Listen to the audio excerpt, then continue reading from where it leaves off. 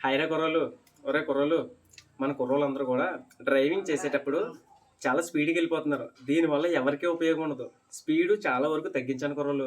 ఎందుకంటే మనం తోవంట వెళ్ళేటప్పుడు బోలెడుమంది అమ్మాయిలు రెడీ అయ్యి ఉంటారు. ఆళ్ళు మనం చూస్తాం కదా అలాగనేసి.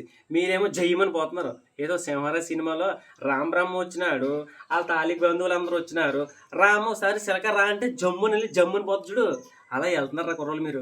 దీనివల్ల ఎవరికీ ఉపయోగం ఉండదు. దయచేసి ప్రతి ఒక్కరు కూడా హెల్మెట్ వాడండి.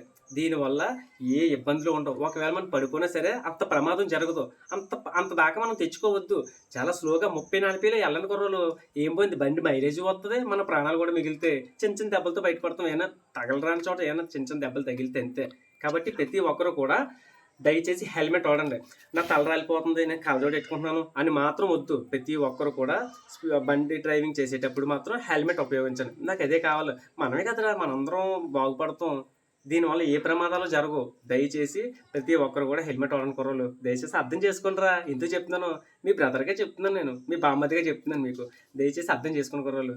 మీరు వాడుతున్నారో లేదో నాకు కామెంట్ చేయండి. సరేనా? బాయ్.